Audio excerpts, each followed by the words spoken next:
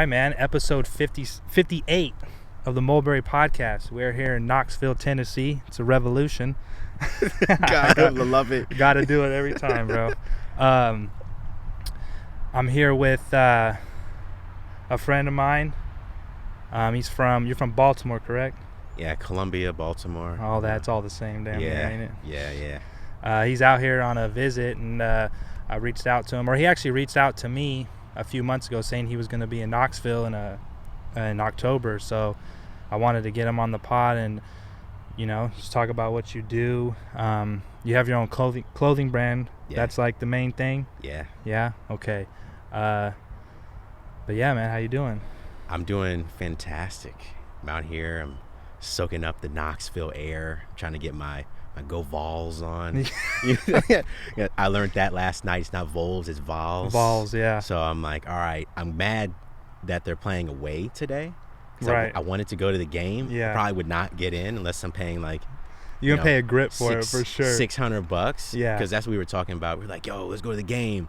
They're like, you ain't gonna do that. So I was like, how much are tickets on college game? They're like $100. You're like, no, 600, and it's LSU, and they sold out like a year ago. Yeah. So I was like, all right, well, just enjoying the time. Glad we're out here, a little park, getting some sun in, and changing it up. I forgot to say your name, Terrance. Yeah. Yeah, this is Terrance, man. I was sitting there like, I didn't even properly introduce my man. We've been vibing for the last couple minutes, so yeah, for sure. I'm not mad at it. No, I like this, man. This is the second public pod. I've been getting used to this, man. The one with Mark Bravo was in a public setting, so I was like, yeah, fuck it, we could do it out here, Yeah, I'm here for it. It's a nice day today too, so it's good. Surprisingly, it's like literally for the people out there. There's not one freaking cloud. It's literally autumn vibes, and there's no one here. There's a lady on the swings, but that's it. Yeah. So, man, let's get into it. I did my research on you. Yeah, I usually hardly ever do that. I just come out and just raw dog the whole podcast. Hey, it happens. I wanted to make sure this was somewhat structured. Since this was the first time we've met, and I want to get a good conversation in with you. For sure. We could just start with where you're from and where you grew up. Yeah, so I'm from Columbia, Maryland. Kind of in and out of Baltimore. Like, I have family out there and stuff like that. Kind of grew up more out in Howard County and Baltimore County as well. I'm just a real Baltimore guy. Went to school at Towson up in Baltimore County. Played sports, did all that fun stuff.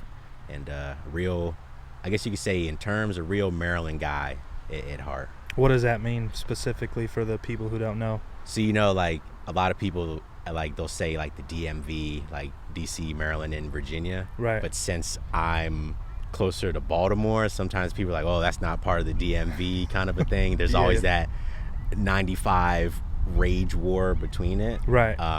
But there is, like, where I grew up, there was a lot of like synergy between it. Like, you had people that were from Baltimore, they're from DC, they're from PG, so it's kind of like a real melting pot kind of thing. Like, you had friends that had their 990s on with their heli jackets on in the winter, or like Orioles fans to Nats fans, Ravens fans to now Commanders fans. Right, it's always that weird split. Or you have like that one, shout out to the people from Philly, those random fly Eagles fly, just like where are all these people coming from? Yeah. But it's dope to really just like experience a whole bunch of stuff, and I think that really kind of shaped me, especially like in business or just like my creative aspects and stuff like that. Right. Diversity for sure. Just being around different groups of people, you learn a lot. You become more comfortable around different people. You can adapt a lot easier. Yeah. And yeah, man, that's pretty dope. I like that. It's a great time. Yeah. And shout out to Columbia and everybody at Oakland Mills High, and being able to see them. Like, it's funny, I just tweeted it, like, I grew up like my whole life playing sports, and it's like all my friends were either like my teammates or like friends of my teammates. So I feel like even that like athletic side really just like built out what I'm doing now, and even just how my life is in general. So which that's what I want to get into depth with, because I know you're a sports guy, but you're also a creative mind. Yeah. And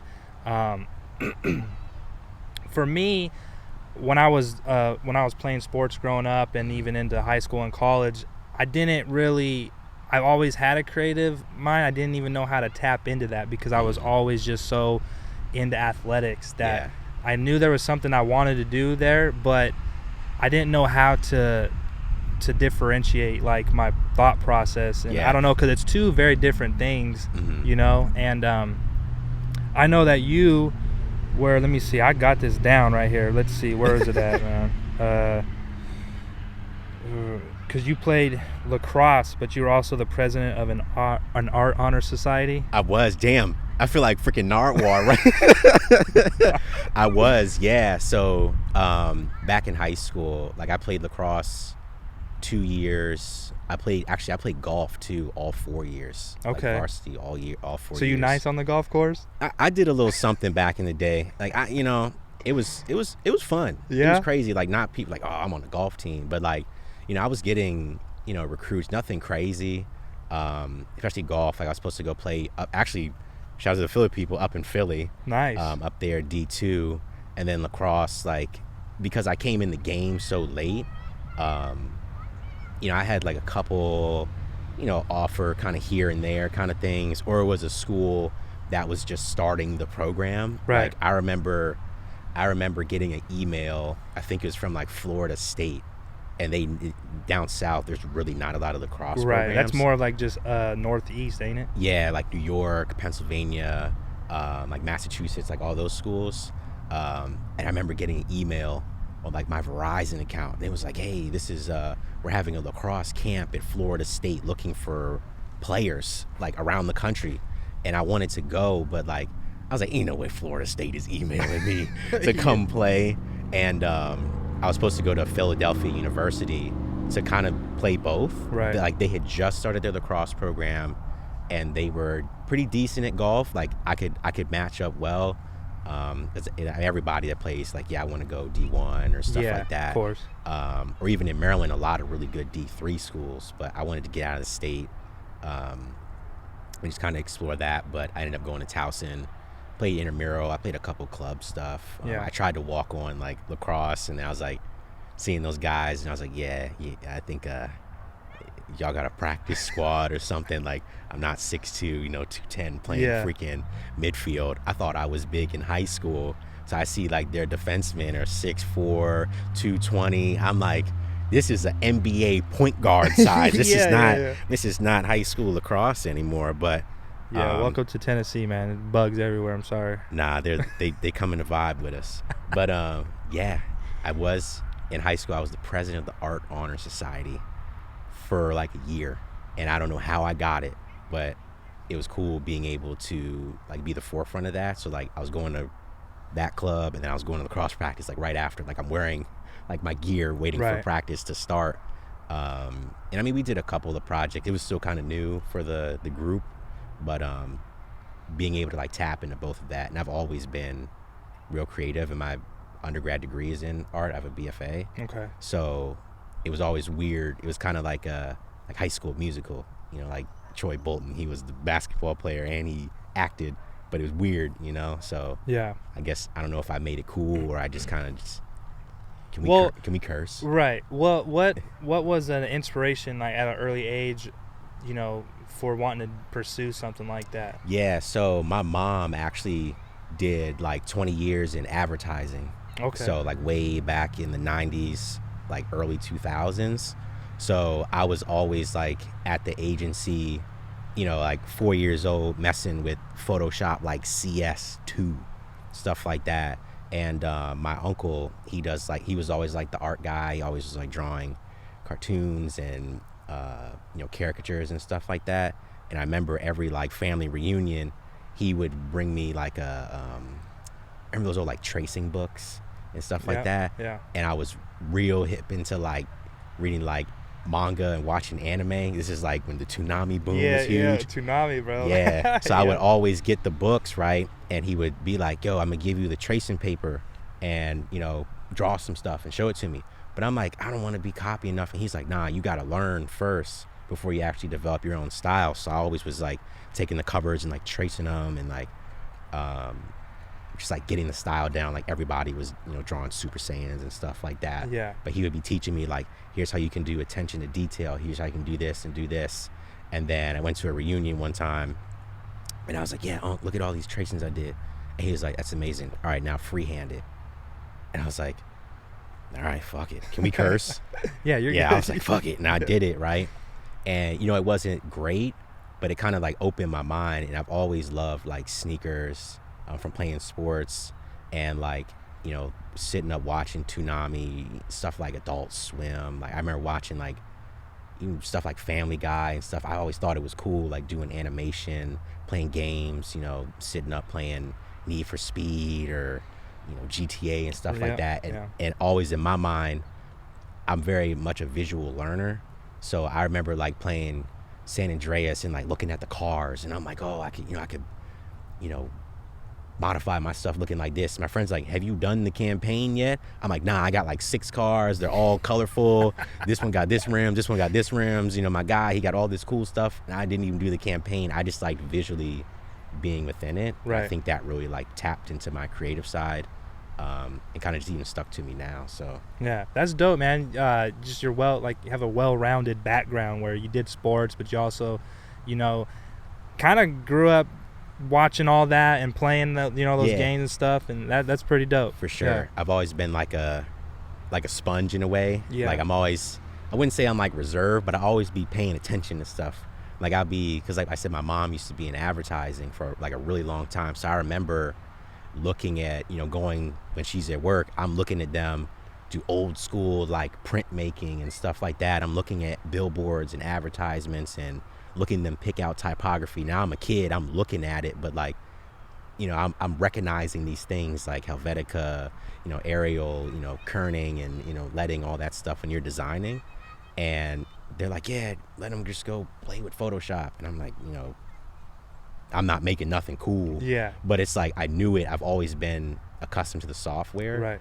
And then it was like, all right, let me get CS3, let me get CS4, let me get, CS6. And then when I went to college, I was able to kind of do that as well. So I was like, damn, I've been using this since I was like 4.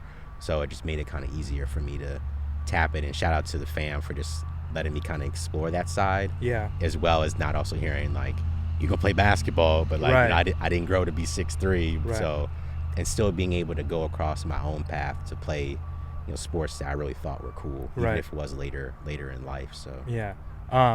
The cool thing about it is you seem to have like a real open mind about things. When you look at things, you might not even know about it, but you're like interested in like how it works, and then also having that support system within your family that allows you to find your own way to be creative and just kind of do what you want to do, instead of, having that family or that family structure where they're like, you're gonna play sports, like you're gonna do this, like you're not gonna do swimming, like you're gonna play football or something like that, like something like they're like trying to be a man, like type attitude, right? Yeah, everybody, it's always like the first thing, especially black, you're either gonna play basketball or football. So it was crazy when I started playing golf, because my parents didn't know about golfing and shit that, and I honestly only got into it. I started playing and I probably was like 10 or 11, right? I only got into it because I had Tiger Woods 04, like the PGA game on Xbox. And I remember I was like, this look fun. I'm like, I want to try this for real. And then, parents bought me a set, and I ended up like getting real good at it. And like, I played basketball before, ran track, all that stuff. And I was like, I could get real nice at this. And just like keep playing. It's like a course by my house, so I would just play that. And then when I ended up playing in high school, it kind of just keeps developing. Yeah. And like when I was playing lacrosse, I got into that late as well, but it was just like, I don't want to play golf no more. Like I want to play something else. Like I was still playing and loving golf, and all my buddies were like, yo, we playing lacrosse. But it's crazy because lacrosse is huge in Maryland, right? Especially in Columbia. So I don't know a whole lot about lacrosse. California, I think really only team is Stanford. Yeah, that's even good. Yeah, but that's like a real like expensive like high-end school. And plus lacrosse, like barrier to entry is real low. It's expensive. It's really expensive. I was gonna say, I wasn't trying to say that, but I feel like it's like a rich white kid sport. Oh, type, for sure, for sure. I remember because like just pads alone is like a good almost $1,000 or a stick, and that motherfucker can break too. That's the problem when you're playing. But that's wild, bro. Yeah, and like a lot of my buddies, they're like, yo, we playing lacrosse. I'm like, let's do it. Yeah. And I was like, and I came home, I think I was in 10th grade. I was running track, and I remember I would see them practicing, like, because it was right by the track. I'm like, I'm trying to rock with them. That shit looked fun. And I remember I came home 10th grade, and I told my mom, I was like, I want to play lacrosse. She was like, no, you not, because it's like it's a contact sport. And I was like, Mom, they gonna give me all the pads at school. You know, they about this thin. They gonna buy a stick from Dick's for like $50. It's gonna break in a minute. Yeah. I'm like, they'll give me pads, they'll give me a helmet. And like I told her, I was like, I really want to do this. Like I really want to play. And then she was like, all right. Took me to I forgot the store at the time, and bought me like all like the top tier gear. That's awesome. Keep in mind, bro. I never played before. Yeah. And I pulled up the tryouts. I missed all the workouts in the off season, so I was like, "Oh, my coach is gonna bitch me out," because I was the new guy. You know, like the workouts is like the off season. Like you just gonna show up, huh? Oh no, I did. I legitimately was so nervous. R.I.P. to Coach Riss. I remember I pulled up, and I was like, "Excuse me, Mr. Riss, I would still like to play lacrosse." And like I'm like real skinny at the time. And he's like, you don't bulk the fuck up and show up in 2 weeks. You ain't gonna make it, son. You gonna take that expensive shit. You hope your mom kept the receipt. I remember he was like dogging me. Let's go. Yeah. And I was so nervous. I remember I didn't even have cleats. I remember I pulled up, but like I played ball for so long. I played basketball for like years. It's like when I pulled up, and like, okay, I can throw and catch real good. Yeah. Like, you got that muscle memory, you know. Yeah. But like I never formally played before. Right. So we pull up to practice, and I'm like, all right, I got it. I can cross over and switch and shoot. I couldn't shoot real well, and they like took a chance on me, and you know, ended up playing in the summer. I played summer ball, I played club ball, I played winter ball, like just games, and I just got good, like enough that, you know, make the team. And then I got real good at offense. So I'm like, all right, they're like, you're gonna play up top, and it just went from there. That's awesome. Yeah, bro. and it's crazy because that's kind of a segue. My number, the 17, was my number when I played. Yeah, and that's your last name. I was gonna get into that. So if I never played, I would have never started the brand. Right. Honestly, which is that's awesome. It's the universe, bro. Yeah. It's crazy. So what year did you graduate high school? 2012. 2012. Okay, I was 2013, so we're about the same age. Yeah. So you started your brand, what, 2016?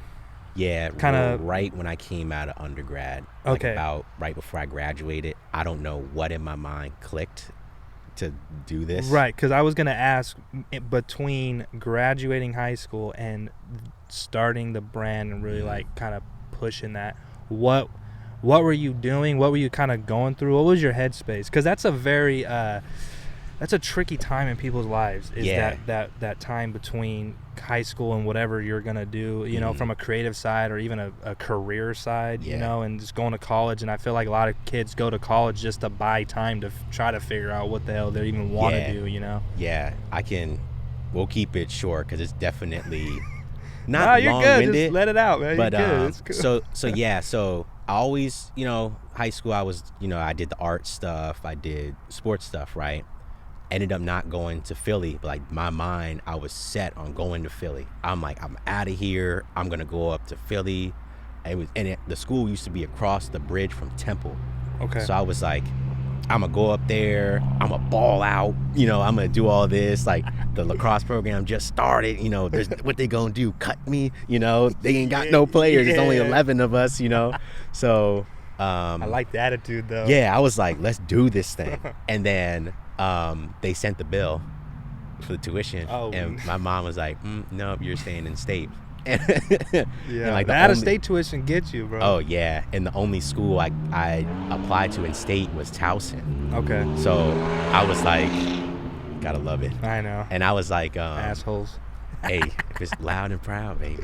But I was like, all right. I didn't go to orientation or nothing. I just pulled up. Literally moving day. I moved in with my boy George, like legitimately the first day. And while I was there, now I was an art major, like digital art major. But I ended up, you know, designing T-shirts on campus for like the clubs and stuff like that. Okay. So if it was like, you know, those free giveaways with like I don't know, the Black Student Union, or like study abroad or something, like all the free t-shirts that people give. I was the guy doing, not all of them, but I did a lot on campus. Yeah. And people were starting to like recognize me doing them, and I kind of got a little bit of a reputation off it doing the clothes. And then more towards my junior year, I was an RA like on the campus and stuff, and my boy Kasim was rapping at the time, so he was doing music and stuff like that. And our old boss was like, you know, Terrance makes like signs and stuff, and you rap and you do marketing, and he wants to do, y'all should link up. So he told me, he was like, yeah, shout out to Raph. He told me we should do a project together, like a thing. And he released a single, and keep in mind, this is like early SoundCloud days. We did like 1,000 in like a week, 1,000 plays. Now in today's game, that's like, well, back then you're still like, let's fucking go. We were like, yo, we moving to LA, we out this motherfucker. You know, we were doing all this stuff. Yeah. And I was doing a lot of freelance design. So I guess I can say this now. So when I was in class, right, I was doing freelance work in class. It's like I'm taking graphic design 2 or 3, right? Yeah. And I'm literally like, my boy's like, yo, can you make me a poster? I'm like, oh shit, I'm in printmaking. I can make the poster in class, you know, show it, get my grade, and you can have it. You know, we could put them around campus and stuff. And we had access to all like a photo studio, that's cameras. Awesome. So I'm like, after hours, me and Kasim, we'd be in the design studio till like 3, 4 in the morning, like plotting out his next like album covers, artwork, stuff like that. And we had all the equipment at our disposal. So I was doing that, and then over time I was doing t-shirts for like other brands in Maryland and stuff like that. And I was like, you know, I could make my own brand, because, you know, like at the time, like people, you know, they'll do it, and then I'm like, yo, like, can I get some credit? And, you know, there was no like huge social media stuff. Yeah. And I was like, yo, can I get like my credit or something? They're like, you know, we'll refer you to people and stuff like that. And then I was like, I should start my own thing. I remember like being in my dorm room making like the original art. I mean, it's still the same logo, but I was like, yeah, I could do this. Yeah. Just like kind of a thing. And I just like stuck with it for a couple months. Like after I graduated, I did, you know, everybody goes like customing, get a couple shirts done. Yeah, that's always like the first, yeah, like that was the barrier barrier to, because you want to see what it looks like in person. Yeah, because it like the idea you have in your head to getting it put in like you know, like physical form, you know, is like sometimes it's hard to do, and like it doesn't come out what you think, so it's good to play around with it. It was definitely like, you know, trying to get money for it, and I'm like trying to, you know, squabble $100 to go on custom ink to buy 4 shirts and stuff like that. And you don't really know a printer, you don't know a lot of stuff. I had the technical side, but I didn't have like the practical side at the time. And I did like 5 shirts.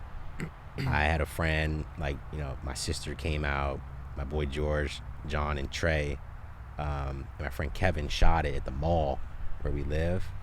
And I just posted the pictures, and I was like, yeah, I got, you know, we're just having fun. And people are like, what shirt is that? I'm like, oh, you know, I was just making designs and shit, and I put it on a shirt. They're like, yo, let me get one. So I'm like, all right, I can make like 4. Yeah. I'm like, all right, y'all can have them. Then they were telling their friends, and I was like, all right, this is interesting. Like, I really got to figure this out now. Yeah. Well, at first, I was just like, I just wanted to do it for the sake of doing it. I liked making product and, you know, designing and stuff like that. How'd you feel when people on their own were like hitting you up? Like, even if it was a few, like initially, it's kind of like how did you feel? It was cool.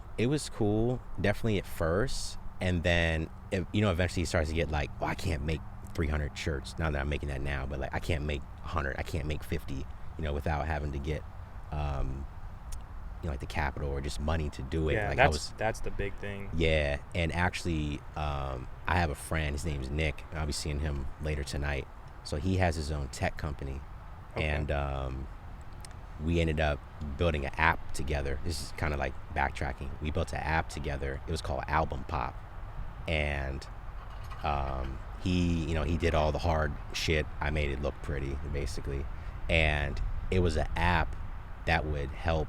Now this is like heat of the SoundCloud era, and we made an app that was able to make mixtape covers off your phone. Wow. So it was like Photoshop, like dumbed down, and it went crazy.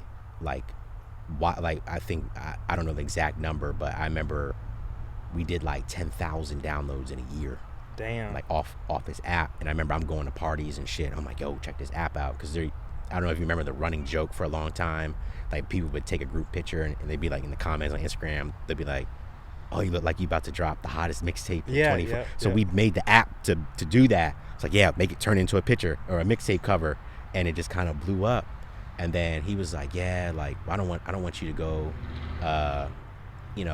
without your work, and he ended up paying me for it. And I wasn't like nothing crazy, but I took that money and made more shirts with it. Yeah. And then it's like, okay, I'm getting this shirt, different colorways, stuff like that. Still trying to find my way. And all my stuff like relates back to my friends in every way. I did another round of shirts, kind of like my first official release. It was like a Power Rangers kind of inspired shoot. And my friend Marley texts me, and I gave her a shirt. We're like really close friends. I'm like, yeah, you can just have it, it's whatever. And she's like, yeah, I wore your shirt to the gym and it was awesome, it was great, like people were asking me about it. I'm like, why the fuck did you wear it to the gym? It's not a gym. At that time I'm trying to be like a babe off-white kind of thing. Like, don't wear that don't sweat in it. Like, what's wrong I'm with like, you? why? I'm like, in my mind, I'm like, why did you wear it to the gym? And then she was like, oh, I thought it was a gym shirt. And I'm like, well, Marley played soccer, so we were both we were friends, and we both played sports. So I think people at the time were relating the product to sports. Right. And I'm like, wait a minute, I'm an athlete whole time.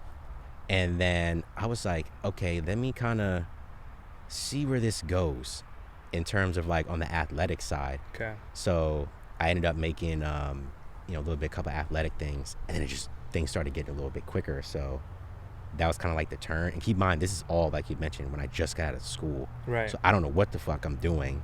I'm still working like my 9 to 5. I'm going there. I'm like doing designs at work, like in the back, like taking pictures like in the staff lounge, like for like products, and just trying to, like you said, I'm still figuring out. But at least I had like a motivation, even though it wasn't like making me a lot of money. I just loved doing it so much that over time I was building momentum to what became D17. Okay. So D17, it's your last name, which is Diggs. Yeah. And it's the 17 comes from your number in sports. Okay. Yeah. So did you have a brand or brands that inspired you, or was it more of just the creative digital side that you were already doing? I mean, at the time, everybody was obsessed with like Off-White, Bape, Obey stuff, Supreme. Yeah. I that whole like hype beast era type of deal. Yeah, 2016 was definitely like the pinnacle of like, it was crazy. That's when like Chance the Rapper came out, and he with the 3 hats, and everyone's like, oh, everybody's gotta start making new era fitted hats, with stuff on it. But those, as I gotten older, I've been into really learning more brands like Denim Tears.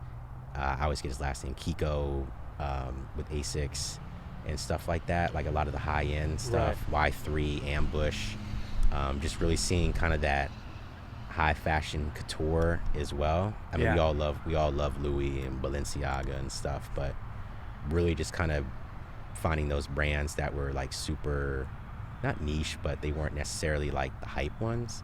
But I was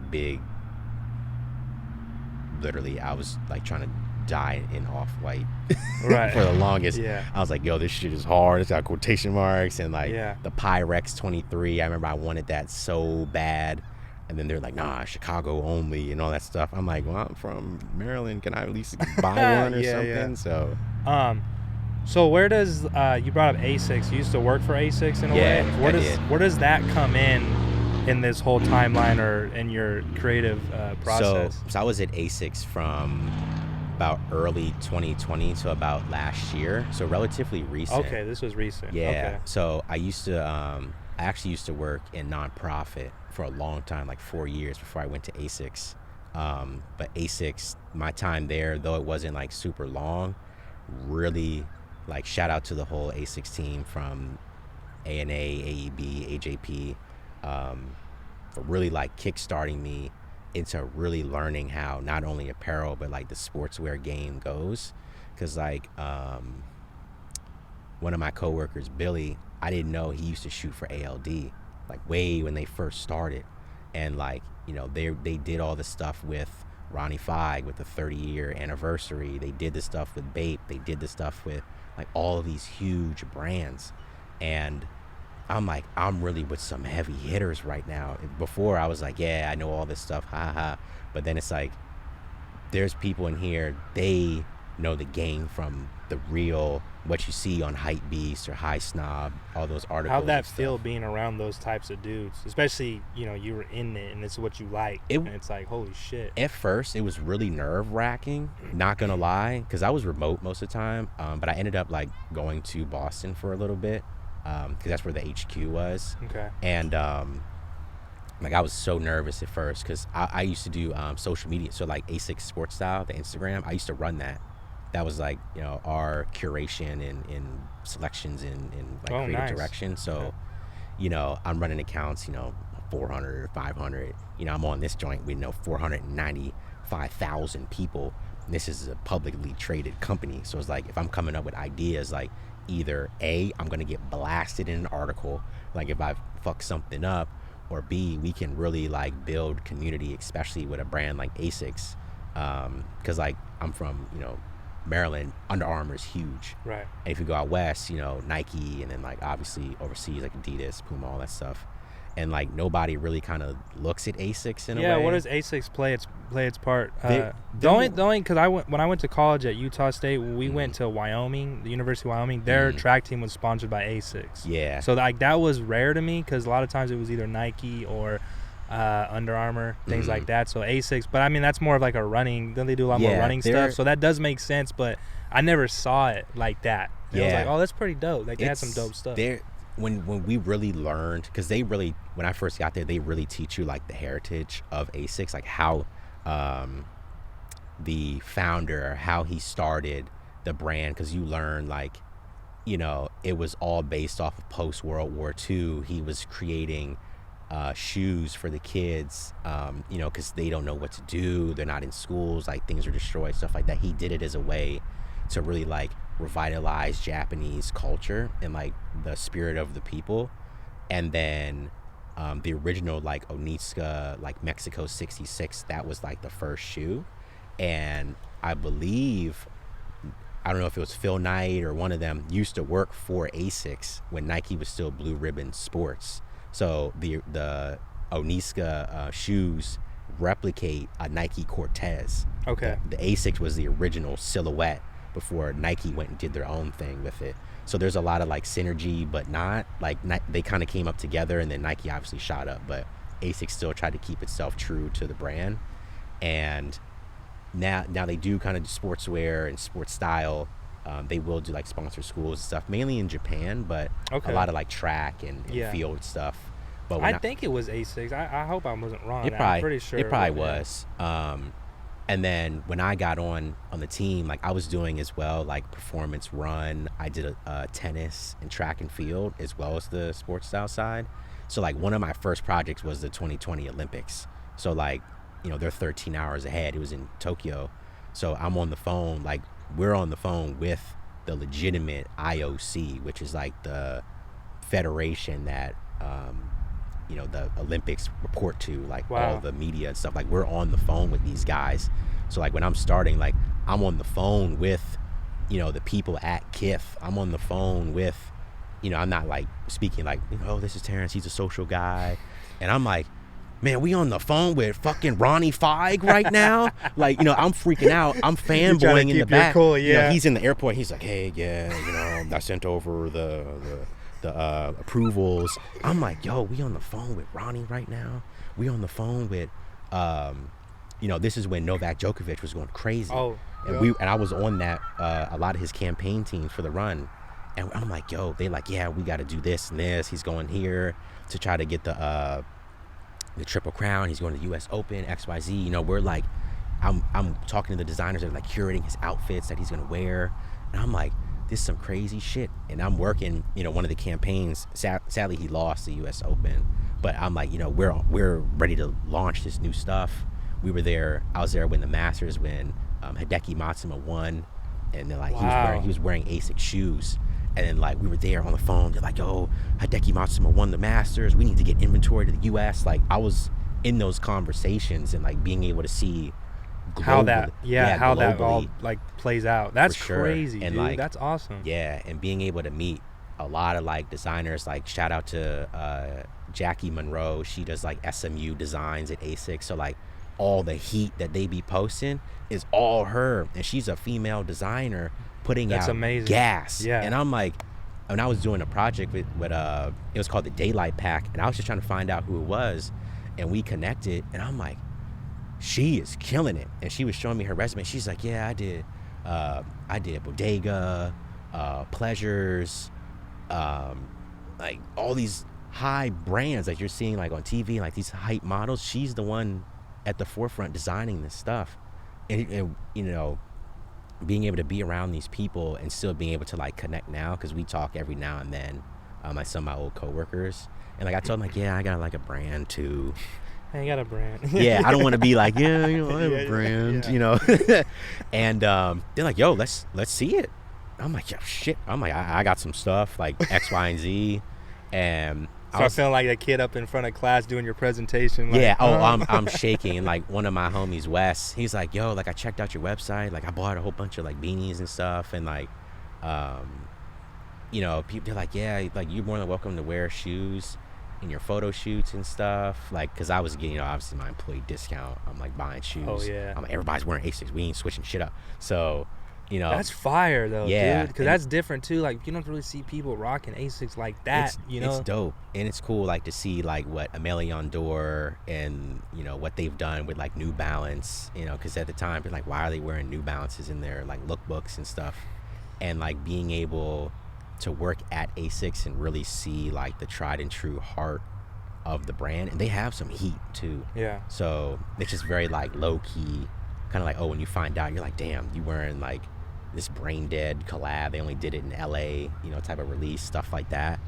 And I eventually ended up doing starting D17 Athletics, which is more or less our like sponsorship and like being able to help grassroots like organizations with like sponsoring and event curation. Sometimes we do like performance or like training gear for them, because we don't do full uniforms right now. Right. But it's just like dope, and being able to learn that, because like I said, I've always been like a sponge pulling from like all this stuff. Like, I remember way back when my boy Nick was hooping, and I remember him tucking his sweatpants in his socks in like 20. I used to do that. Yeah. And I remember I was like, this is the stupidest shit ever. Yo, it is low key. He's like, nah, man, this is gonna be the wave. All hoopers are doing it. He played for a long time. So I'm like, obviously there's something he's seeing within the basketball community. Yeah. And now it's like everywhere, like tapered sweatpants and stuff. They and like just taper it, yeah. Yeah, and I do it now, trying to show off socks and shit. And like being able to pull from it. I'm like, I've always like subliminally pulled a lot of stuff, and then all just kind of like being able to put it in something tangible, right, is like where I'm at kind of now. That's funny, man. I did that thing like in 2016, 2017. I had like I like Palace, London. Yeah. So I had like a Palace like tracksuit top and bottom. I used to put my socks over like my Van socks with those Van shoes on. And you be like, put that shit on. Dude, and I'm people going, would stare at me. I was like, but I didn't care, dude. I was like, I'm rocking like this. I don't care. It's crazy. And plus, like, being able, I love always thinking back to like high school references, because like being from like Maryland and DMV, like you get cooked if you got some crazy shit on, right? And like that was the real high, like Jordan releases at midnight, people grabbing them. And like I remember grabbing, not getting, I didn't get them, but like a pair of Bread 11s they always came out Those during were the holidays. stupid hot. Oh, yeah. I remember they came out, and around that time it was like winter break, and everyone got them joints. You know, they knew somebody at the mall, XYZ. Later that night at a basketball game, you see like motherfuckers in the whole front row all breaded out.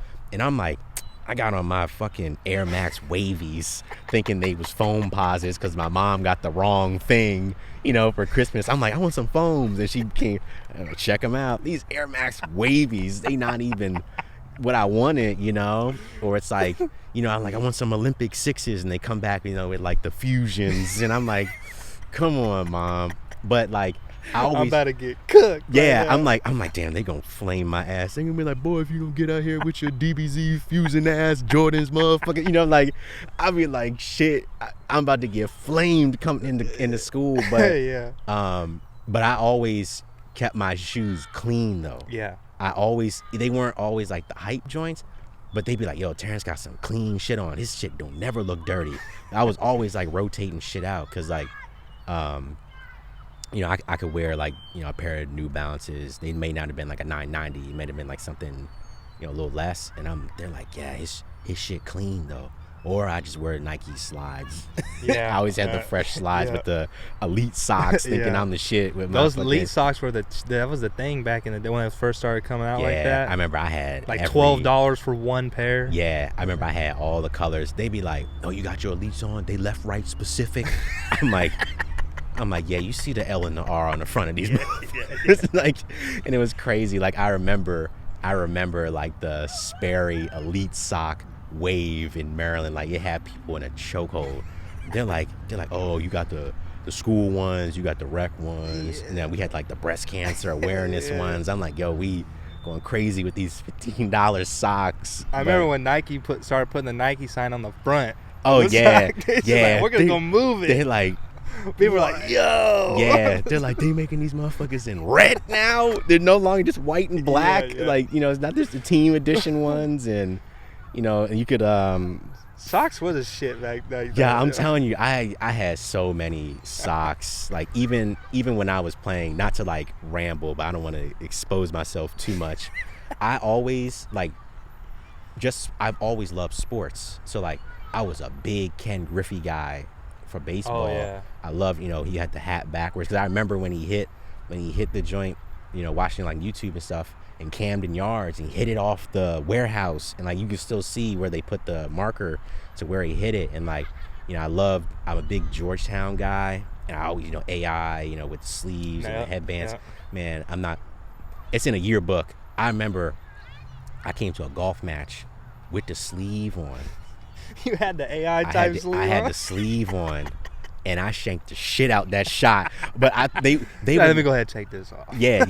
I was like, all right, let me just slide it down a little bit. But I looked like the shit. I'm like, yo, I got the sleeve on, the hat on backwards. They like, who the fuck is this? Yeah, you got them nervous now. Yeah, but I thought I was the shit. And like I had the socks, you know, with the crazy you know, school colors in the leads, and I'm like, yo, they ain't fucking with me. And I just thought I looked good. And I remember when I was playing lacrosse, I love, my favorite basketball player ever is Dwayne Wade. Yeah. And I remember he had the leg sleeves for long, but only guys would wear them as like an orthopedic, you know, like over the knee and stuff. And I remember I would wear them all the time in practice, like with the shorts with like the capri leggings. And I remember my coach was like, why are you wearing leggings? You know, this is a game of contact, not a game of looking pretty. Bro, and I like, love coaches yeah, like that. I remember I would wear them, and then like a couple years later, I remember one of my boys, his little brother, he's probably like 5 years younger than me. You know, the whole team got like the cut off. And you're like, joints. see, coach, I was on to something. I was like, I was wearing this. You know, I'm not trying to like date myself talking to the coach. I'm like, I was wearing them joints in practice, you know, all the time. Y'all was laughing at me. It's cold outside. I got my full leggings on. Oh, and they're man. like, I don't know, man. Dave, hey, if you can score, I don't give a fuck what you wear. Exactly. You know, so, you know, it's cool seeing those trends. And like, I always thought about it, and I'd be thinking about it when it comes to like with the brand as well, expanding to like, you know, we do running stuff now, and like I like to wear like the spandex with the leggings in them, and like awesome. I'd love to do basketball stuff and really like go back to those like nostalgic feels, because some of it kind of just cycles, and just go from there too. Yeah, definitely a lot of stuff we just talked about cycled. Like, you don't really see it like that no more. Yeah, for sure. That's awesome, man. So I was a big track guy, so that I've always was interested in that, and like, what you were doing and stuff. I would see like it was more on the athletic field, and I've never really seen like an independent person. And most of the time, which I know you're like going for was like a streetwear type deal, but like I've never seen anybody really do the independent like athletic type like running shit. It's definitely interesting, and that side only started because of COVID. Because I was like, I can't go to the gym no more. That's when I started running heavy too, actually. Yeah, everybody was really getting into running. And I've always loved like the running aesthetic. Like, it's very fast and like sleek and like cool. And like, I've always just enjoyed like seeing the designs and stuff like that, like marathon tees and stuff like that. Because like now people are like into like getting vintage stuff, XYZ. I used to love looking at like old school like New York Marathon Nike tees or like Boston Marathon tees. I'm like, damn, these shits is hard. Like being able to see that. But I knew, and I always tell myself, if I'm going to make something for the sport, I need to be able to like either give back to the sport or be in it. Like actually I'm running in the Baltimore Run Fest. I'm doing a 10K next Saturday. Awesome, man. Like I'm running it, and like we started a running club in Columbia where people can just, all paces can come out and run. Like we do 2 days a week on the track, and then like on the road, like a lake or something, and we like run together, like all paces. Wow, that's awesome, dude. It's cool, and like I love being able to connect, and like being black, you really don't see people like black people running a lot, and it's just nice to be able, when you're like talking to people like, yeah, I run. You meet like another black runner, like, oh really, like how'd you get into running? And I'm like, well, yeah, I make clothes too. Like I make performance tees, I make shorts. Yeah, you really in it. Like, like I'm in there. And like I started sponsoring soccer teams, and I never played soccer a day in my life, but I ended up sponsoring soccer teams. We're at 4 now teams that we sponsor, and I said, fuck it, I gotta figure out how this shit works. I ended up playing in a league, like legitimately, never played before. I played in a league. I was decent at it. I'm not the best. I played striker, which is dope, so I was playing up top. But we won that motherfucker though. We won the whole thing at the end. But it was dope getting out there. And I'd be telling, I'm like, yeah, I played a little bit in a couple of rec leagues. It was dope. We won too. It's like, we won. Yeah. It was like D17 of the division we won we still got the trophy, but it was cool being able to be out there. And I'm out there on the pitch. I know what they're talking about in terms of like the gear. They're like, yeah, my socks is this, my ankle cuts here. When I'm practicing, like I love the look of like the warm-ups, like Premier League and stuff like that. And I'm like, yo, I could definitely like make some dope shit around it to just not only appeal to the aesthetic but also give back, because like we sponsor 4 teams right now, on like an annual basis, from semi-pro, youth, women's teams as well. So it's nice to be able, like, okay, I'm in it too. Like, I'll come play with y'all. I'm like, I'll come to practice. I'll throw the boots on and play. I might not smoke you like if it's one of the sports I played, but, I'm not just like, oh, I'm just going to make. Yeah, you're involved. Stuff. You're involved. Yeah, and I always tell people it's just not for the lookbook type of thing. Like, some brands, you'll see, I don't know, a random brand like, yeah, we're going to do XYZ, but it's like, what are you doing for the game in general? Because like that's what inspired me. Like I grew up watching AI, I grew up watching Wade, I grew up loving like getting Galaxy LeBrons and stuff like that. I grew up seeing like the sleekness of Tiger. I grew up at Camden seeing like their style between the different sports and the players, and seeing like vintage gear and like the fans and stuff like that. So I'm always like, how can I give back to the game? Because they're spending money on me. Yeah. I don't want to just be like, oh, we're just going to keep buying, you can keep buying my stuff. And it's like, all right, on to the next sport. We're like, okay, how can we develop communities within it? as well as like create conversation as well, and still exercise and just have fun too. Yeah, I love that, man. I love how, because I'm a big sports guy like yourself, and I love like the creative side of things as well, and you've been able to incorporate both of that in the same token. Yeah. Which is like, that to me, with what I love and what I like to do, that's like right down my alley. That's awesome, That's man. how it goes. And I'm fucking with the Merino Infantry. Thank you. With Thank the you. Iron Man on the front. Yes, Shout out ASAP and yeah, dude. YG Addy, that man, dude. I fucks with him. I've been fucking with him forever. So when I had saw to get it, I'm mad I forgot, because when he started popping off, I remember a couple people knew him from when I was in high school, and I was just seeing like Merino. That's one of like the special ones, but with the boards on it. Yeah. And I was like, this shit is hard as fuck. Merino Infantry, like, bro. That joint is crazy. And I was like, where did he get it? And I remember it was like based off like the No Limit design. And I was like, yo, this is hard. And I remember I was seeing it everywhere. I was like, yo, I got to get my hands on one of these things. I never see it out west. So like I would get it, and like I've never seen anyone rock it. I know it's out there, it's big, but the first time I saw it was A$AP Rocky's music video Peso. He's wearing a shirt that says Merino on it. And that was what it was, but it just became its own thing. And I love how he had like, he's part of A$AP still, but he's doing his own thing. He got his own whole ass wave, bro, that I've been following for a long time. Like, I'm a big fan of like supporter of people from Maryland and Baltimore and all that. Like, I like that. It's so many So people. shout out to A$AP Ant, bro. Yeah, it's crazy too, just the amount of brands. And like now that I'm kind of like out and about trying to like meet people and stuff, like there's so many dope musicians, there's so many dope brands. And it's like, I mean, sometimes when you're looking at it, you're like, man, I gotta get like him. I gotta get like him. And then like it can get overwhelming. It but does. If you just stay in your own lane, and you'll be respected as what you do and who you are, and you'll be part of that creative community in your own way. For sure. Yeah, and it's like, you're always trying to like compare, and you're like, man, I need to be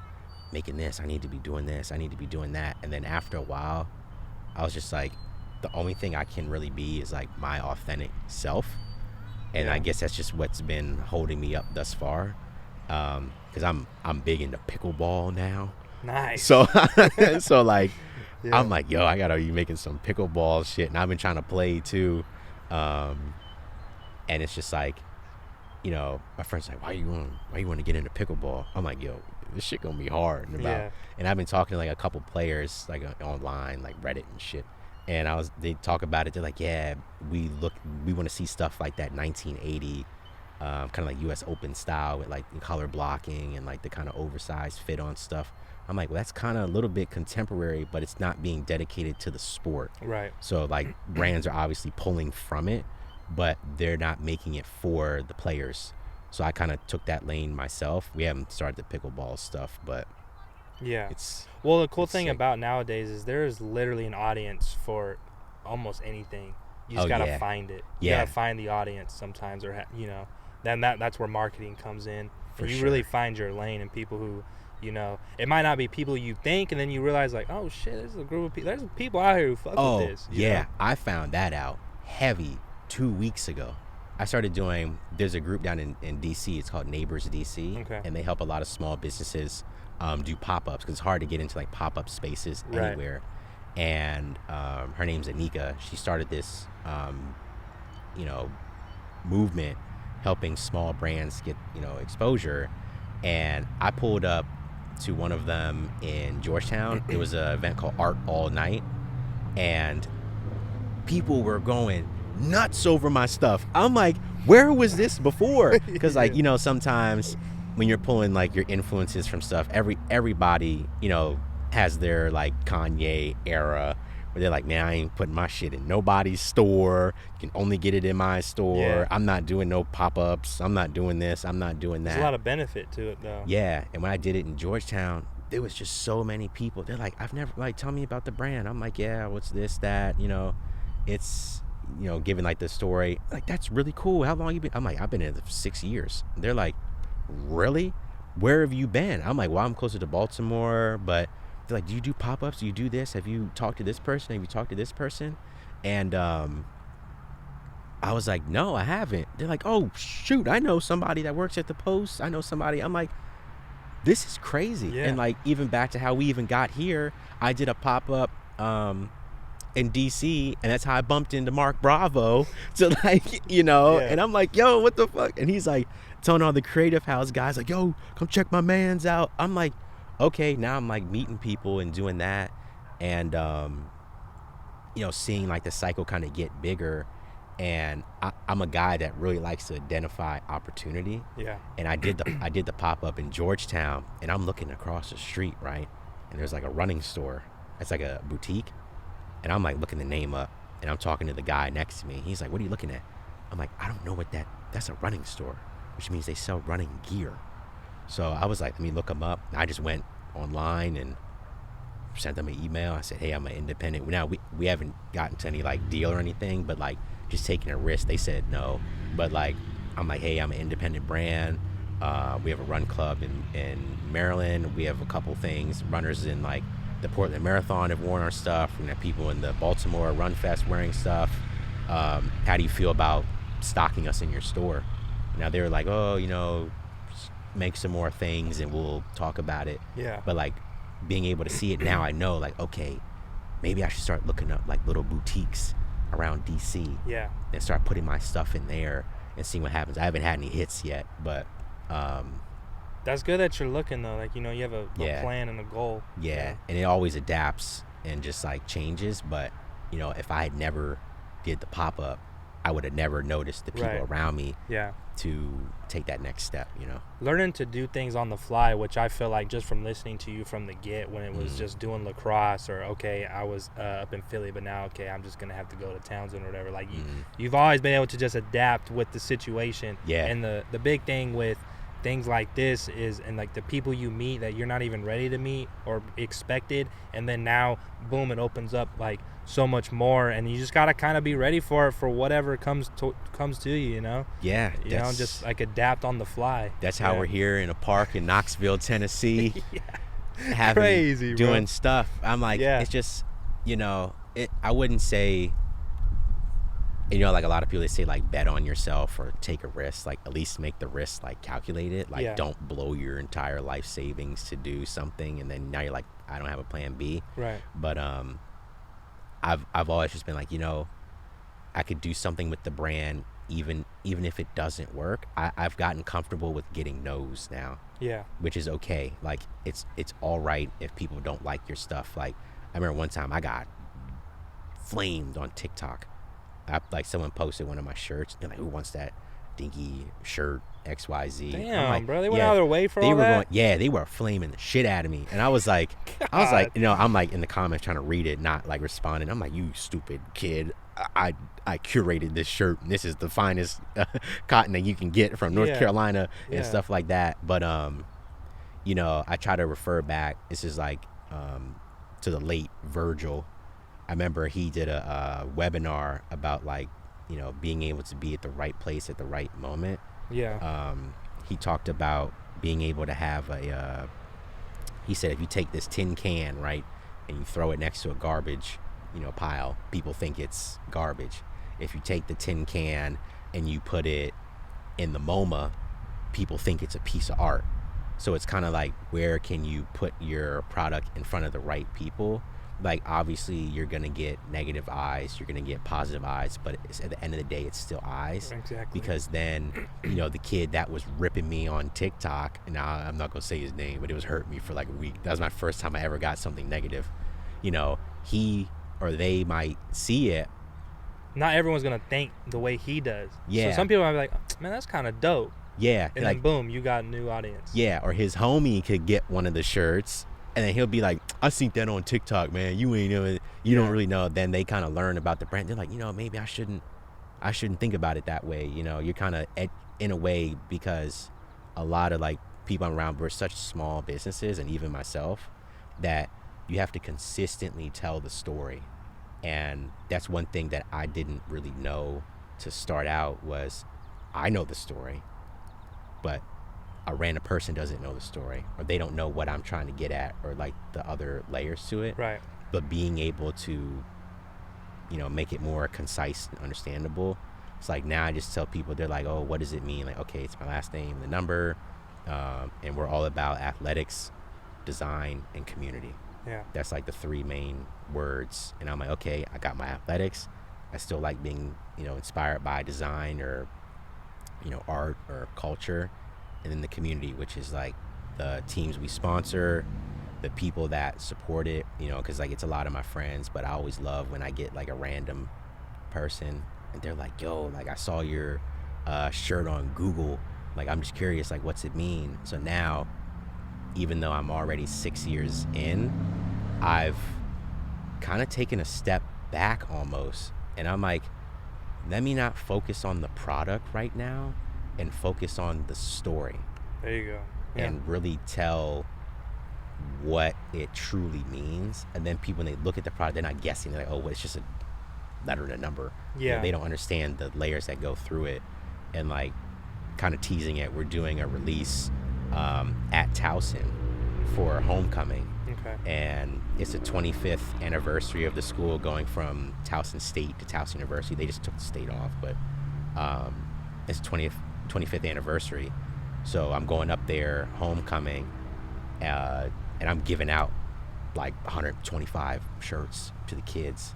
Like, just fuck it, I was you. That's awesome, man. I was y'all, and Towson's not a big school, so we don't get the cool like Duke drip, the cool like UNC, Chapel Hill stuff. We get like whatever's in the school store or something like a parent passed down. So I'm gonna go up there, give out some stuff, like, connect with the kids. And I'm like, look, we did this crazy tee. But like, it's for free. I'm like, yeah, dude, take it. Like, I want y'all to be able to see like I was one of y'all.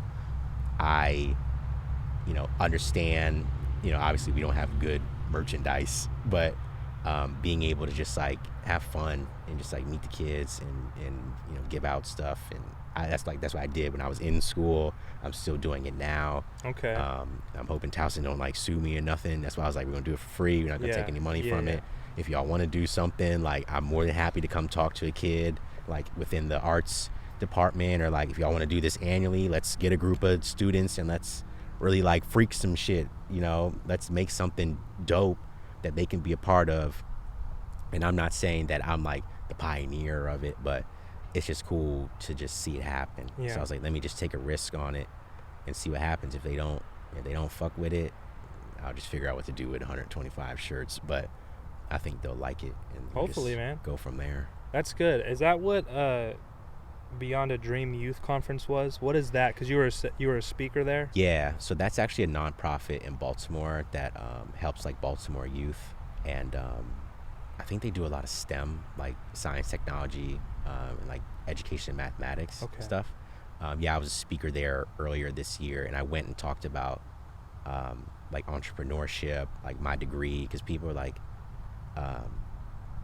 they're like, yeah, you got this whole brand. To me, it doesn't seem like a lot, but to a lot of people, it's like, wow, you have trademarks, you have designs, you have, LLCs, you have all this stuff.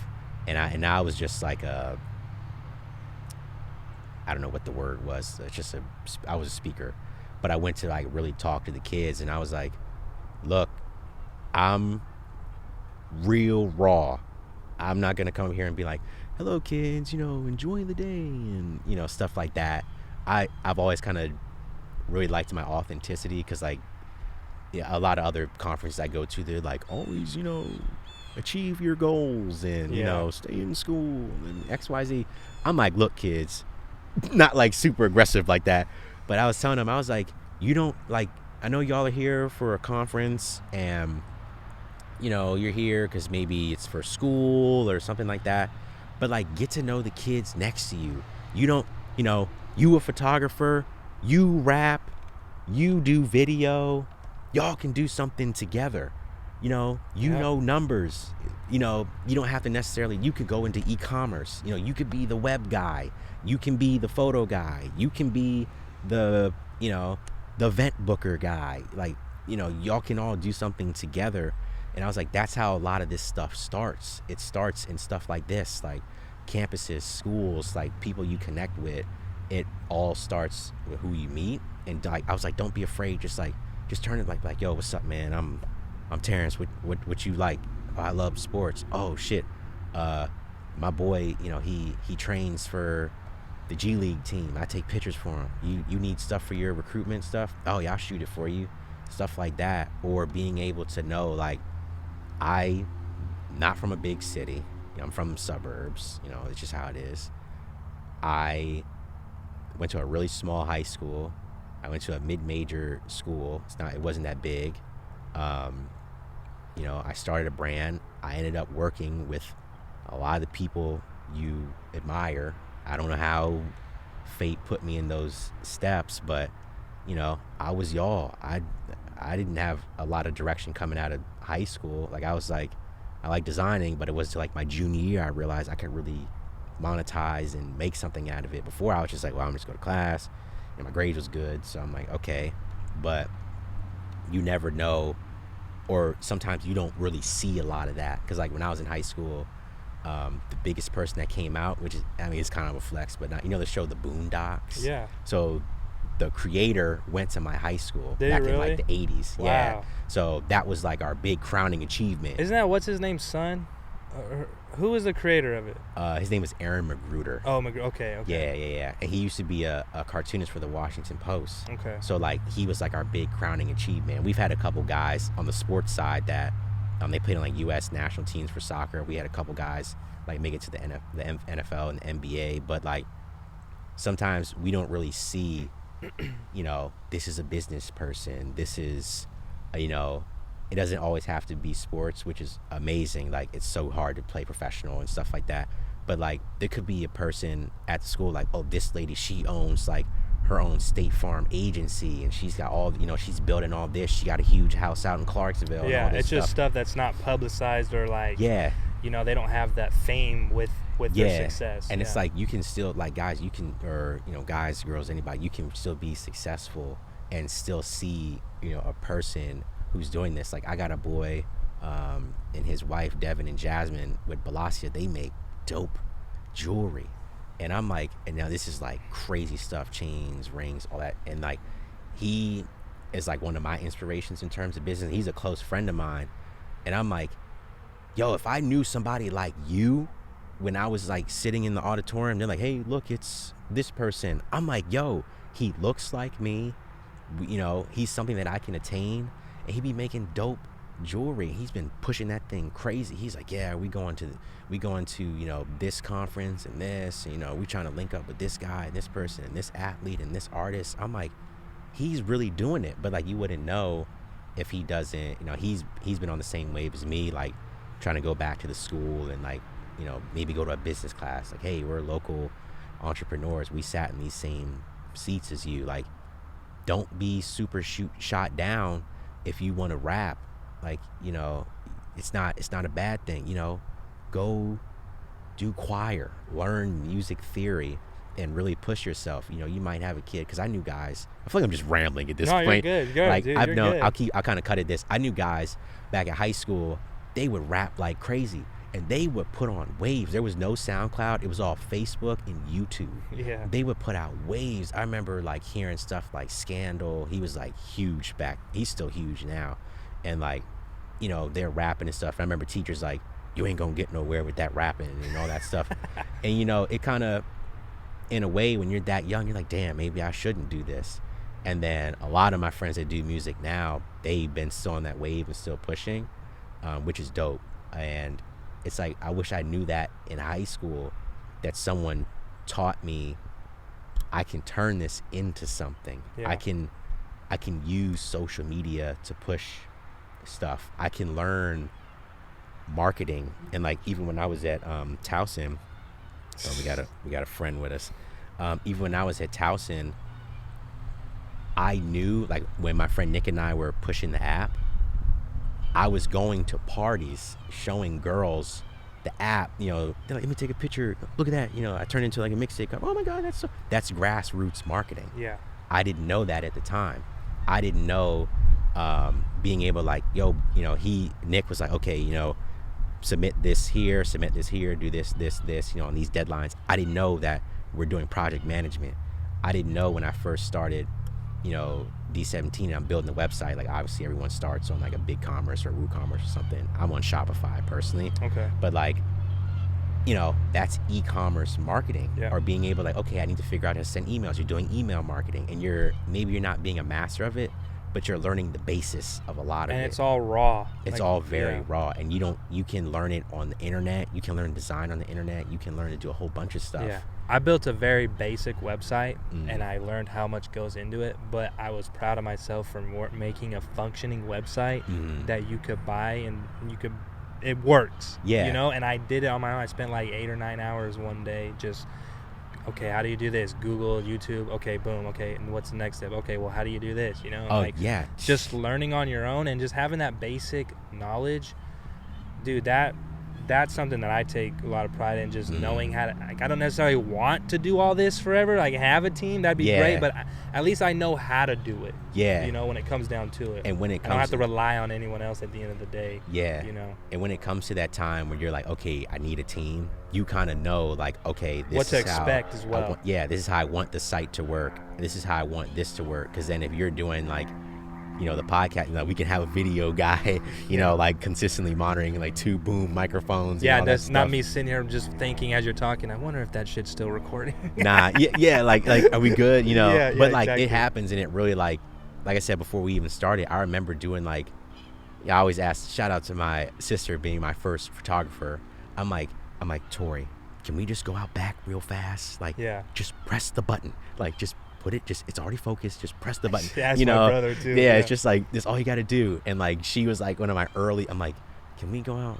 We just go out in the park and just like, just put the hoodie on. Just don't even look. And just take the pictures. So it's like, now I knew how to, and like even like my job as well, how to like build a shot list, how to, you know, kind of do that stuff. Because now when I'm working with a photographer, I can say, okay, here's the kind of mood I'm looking for, here's the shots I'm looking for, here's the models that I'm going into. At first, I didn't do any of that. I just like hit my homies up and I'm like, yo, let's go take some pics. Let's take some pics. Now it's like, okay, there's more of a plan. It's structured. I'm really more looking professional. I'm really looking at like, okay, I've been mad inspired by, I don't know, 80s, you know, whatever, X, Y, and Z. I'm like, okay, let's do these models, let's do this stuff on top of, you know, I want this style, this photographer will do it, we're gonna shoot, you know, at least like, you know, 40 to 50 photos, we'll take 10 selects and then go from there. To really like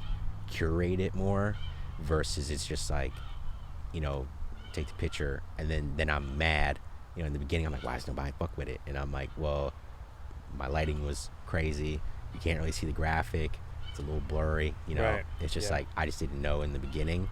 Now we still always came out with great stuff, but like I remember walking out in the heat, you know, it's burning, it's like 80 degrees at like 10 in the morning. It's now like 102 in August. I'm sweating the shit out the shirt, and I'm like, can we please finish taking the pictures? But I'm like, where's the location? I'm like, I don't know. We're just gonna do it in a forest. Like, you know, mosquitoes and shit all on me. I'm pissed off, you know.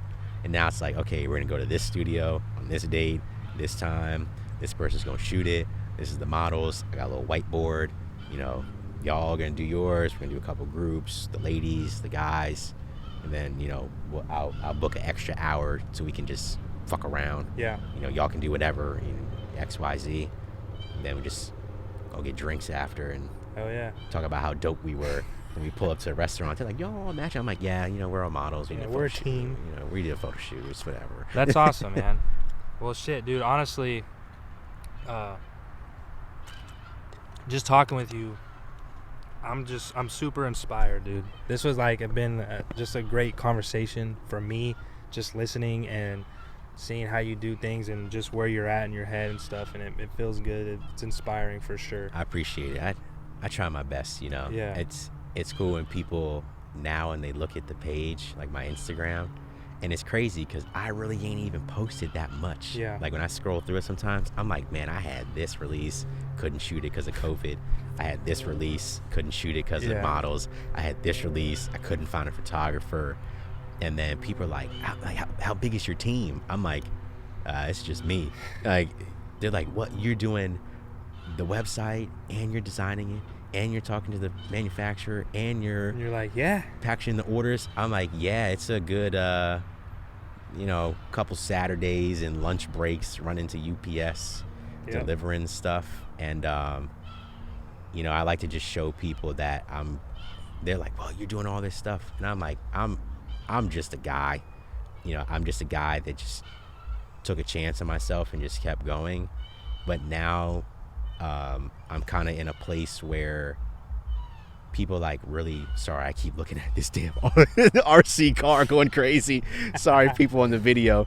I know they're on the swings if you can hear it. Yeah, we're just living it out in the park. But that RC car is dope. But I've always been like, I'm just a guy that just took a risk, and not really a risk, but like, I liked something, I stayed authentic, and just kept trying to be to my best ability consistent. The main thing I say is the difference between someone who asks me is like, the difference between you and I is I just did it. I'm just doing it. Like, you could do it. Yeah. You just have to do it. Yeah. Like, that's really what it is. That's the first part. Just stick. Don't be afraid to stick your neck out.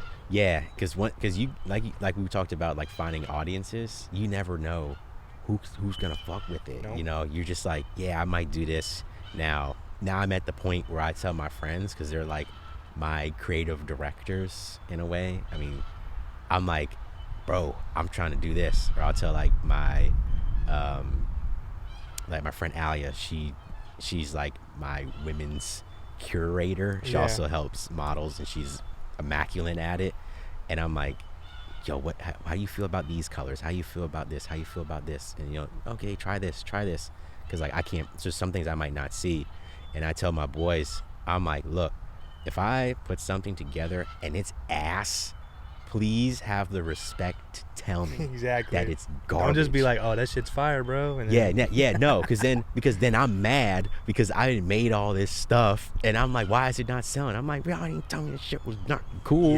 Or like, I could have thought this out a little bit further, but like, even in the creative process, I still have to like stop myself at some point, because if not, I'll do a design for like 3 months, and then it's like, oh shit, I gotta put something out, and then you have to worry about delays and stuff like that. But sometimes I'm just like, fuck it, we're just gonna let it ring and see what kind of tumbles from it. Take the good from it. Like, okay, the design was dope, maybe I need to shoot more content around it. If we had too much content, maybe I need to do more storytelling or fix the copy, and then just kind of always be willing, like we talked about before, adapting. And then always just like, okay, how can I level up to something new, whether it is a new product or a new idea, or just, I don't know, getting into fucking pickleball. I'd have never thought I'd be making pickleball stuff when I came out of school, but well, just keep doing it, man. Keep going with it. I'm trying my best, and I appreciate you for inviting me out to the park, bro. And absolutely, dude, this has been a great conversation, man. It just, like I said, I'm ready to go fuck shit up, like go do something. Like, we gotta do like a collab thing now. Yeah, man. Like, I mean, we'll keep in touch, and we're gonna keep in touch. I've got a lot of questions for you. Heck yeah. We could just bounce things off each other. It'd be good. Yeah, shoot it right next to the down in Knox. Oh yeah. It's a nice aesthetic down there, like some of the old school buildings and stuff. I'm here for it. Yeah. Or we'll come back to the park. We'll throw the pop up in the park. They'll be like, yeah, we shot episode 58 in the park. Yep. And they could be like, spray paint the ground, just everything. It's like, yeah, this is iconic. Iconic shit right here. Absolutely. But it's been a pleasure, man. For sure. This has been great. I'm excited to put this one out for sure. I'm ready to watch it. Absolutely. But yeah, man, this is Terrance Diggs, owner, creator, all the above of the brand D17. I'll have the link and everything in the description of your Instagram and your website and all that, so people can check you out. Yeah. So, but yeah, this is the Mulberry Podcast, and we'll see you guys.